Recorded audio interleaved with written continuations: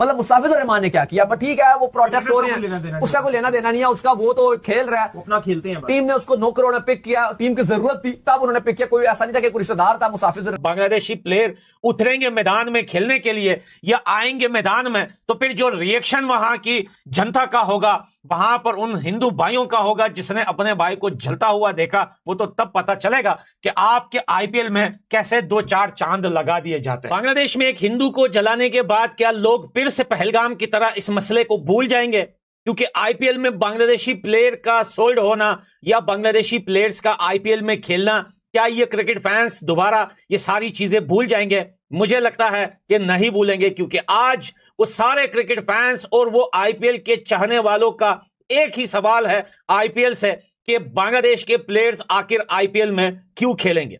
बांग्लादेश में एक हिंदू को जलाने के बाद ये एक हिंदू की बात नहीं है, क्योंकि सरकार चेंज होने के बाद बांग्लादेश के अंदर बहुत सारे हिंदुओं के घर जलाए गए, जुल्म हुआ उनके ऊपर। आज तक हमने 19 करोड़ नहीं देखे, 19 नहीं सॉरी 9 करोड़ 20 लाख आज तक हमने नहीं देखे और तुमने हमारी औलाद को दे दिए। मतलब सोचो ये गलत है कि नहीं है? ये नाइंसाफी है, ये बहुत गलत हो रहा है इंडिया के अंदर। और इसके लिए आईपीएल वालों ने बांग्लादेश को बैन कर दिया है कि भाई पाकिस्तान के बाद अब जो है बांग्लादेश की टीम में से भी हमने जो है कोई खिलाड़ी और अब हुआ ये कि जी आईपीएल में बांग्लादेश के खिलाड़ियों को नहीं लिया जाएगा। ये फैसला किया है ना सिर्फ ये कि पीएम मोदी ने, उनके साथ डॉक्टर जयशंकर, अमित शाह साहब और जितने भी लोग मोदी जी की गवर्नमेंट में प्रोमिनेंट जगह पर हैं, मिनिस्टर्स हैं या कुछ है, उन्होंने फैसला किया है और उनकी तरफ से कहा यह जा रहा है कि शायद उन्होंने ही प्रेशराइज किया है कि हम जब मर्जी तुम्हें बाइकआउट कर दें, जब मर्जी तुम्हें निकाल दें, और हम डिटरमाइन करेंगे कि बांग्लादेश के प्लेयर को जो आईपीएल होती है उन्होंने बाय नहीं किया। ये ऐसे ही हो गया? नहीं, ये भारत के जय शाह साहब ने, अमित शाह साहब ने, नरेंद्र मोदी साहब ने, डॉक्टर जयशंकर साहब ने, ये मोहम्मद यूनुस साहब और बांग्लादेश को तक हमने 19 करोड़ नहीं देखे, 19 नहीं सॉरी 9 करोड़ 20 लाख आज तक हमने नहीं देखे और तुमने हमारी औलाद को दे दिए। मतलब सोचो ये गलत है कि नहीं है? ये नाइंसाफी है, ये बहुत गलत हो रहा है इंडिया के अंदर और इसके लिए आप सबको खड़ा होना पड़ेगा। माना कि आईपीएल जो है वो दुनिया की नंबर 1 लीग है, हर दुनिया के क्रिकेटर्स मरते हैं खेलने के लिए, तो भाई हम क्यों नहीं मर सकते? मतलब क्या हमारे दिल में दर्द नहीं होता? क्या हम नहीं चाहते कि हमारा बाबर आजम आरसीबी की तरफ से कवर ड्राइव खेले हैं? हमारा बाबर आजम क्रिस का गाना सुनते हुए जो है वो केकेआर की तरफ से खेले? हमारा शाहीन आफरीदी चेन्नई सुपर किंग की तरफ से बॉलिंग करे?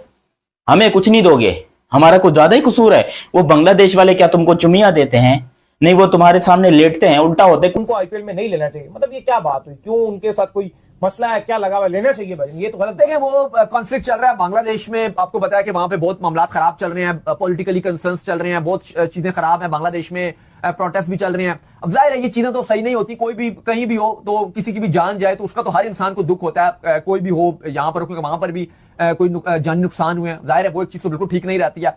लेकिन देखो बात हुआ कि स्पोर्ट्स, अब मुस्ताफिजुर-रहमान, अब लोग उसको गालियां दे रहे हैं, मैं देख रहा हूं इंडियन फैन। अब उसने क्या किया, मतलब मुस्ताफिजुर-रहमान ने क्या किया, पर ठीक है वो प्रोटेस्ट हो रहे हैं, उसका कोई लेना देना नहीं है, उसका वो तो खेल रहा है, अपना खेलते हैं। टीम ने उसको 9 करोड़ में पिक किया, टीम की जरूरत थी तब उन्होंने पिक किया, कोई ऐसा नहीं था कि कोई रिश्तेदार था मुस्ताफिजुर-रहमान, टीम की जरूरत थी तो टीम ने पिक किया। लेकिन बाकी ऐसे कह देना कि बांग्लादेश के और वहां पर हिंदुओं के साथ जो हो रहा है उस चीज को लेकर बांग्लादेश के सारे प्लेयर जो है वो अंडरग्राउंड फैसले किए गए कि इनको उठाना नहीं है। पाकिस्तानी क्रिकेटर तो होते नहीं आईपीएल के अंदर, मगर एक और टीम है जिसका कोई क्रिकेटर इस बार नहीं ऑप्शन में खरीदा गया, वो है बांग्लादेश की टीम। और एक अफगानिस्तान की टीम है, उसमें उसके काफी क्रिकेटर खरीदे गए। क्रीम के पॉलिटिकल कनेक्शन नहीं है। बांग्लादेश के प्लेयर्स की परफॉर्मेंस भी कुछ खास नहीं रही है। आप देखिए पाकिस्तान के अंदर टेस्ट वो जरूर हरा के गए हैं, अदरवाइज उनका कोई प्लेयर मतलब उस तरह से सामने। और बांग्लादेश के 12 प्लेयर्स इस लिस्ट में मौजूद थे और 12 में से किसी एक पर भी किसी भी फ्रेंचाइज ने पैसे नहीं लगाए। अब इंडिया को ने सोचा कि बांग्लादेश को पनिश कैसे करें। उन्होंने कहा जी खिलाड़ी नहीं लेने हमने, आपके खिलाड़ियों की क्या औकात, हम खरीदेंगे नहीं। मुझे वैसे ये लगता है कि इंडिया बहुत जल्दी कर रहा है इन पनिशिंग। ये पॉलिसी तब तक रहेगी जब तक नरेंद्र मोदी पावर में है। कई लोगों का कहना यह भी है कि जय शाह जो इस वक्त के क्रिकेट बोर्ड के चेयरपर्सन हैं, जय शाह को शायद उनके फादर अमित शाह साहब ने और साथ साथ मोदी जी के लोगों ने, खास मोदी जी वगैरह ने भी शायद यही कहा है कि बांग्लादेश से कोई खिलाड़ी ना रखा जाए और ये यकीनन बांग्लादेश के लिए एक बहुत बड़ा नुकसान होगा। उसके जरिए जो है वो उनके खिलाड़ी जो है वो अच्छी खासी रकम भी कमाने के काबिल हो जाते थे, जो कि पाकिस्तान को भी ये नुकसान हो रहा है। आज शिखर धवन ने सबको जो है कि मायूस कर दिया। बीसीसीआई की नाअहली की वजह से, बीसीसीआई की ज्यादतियों की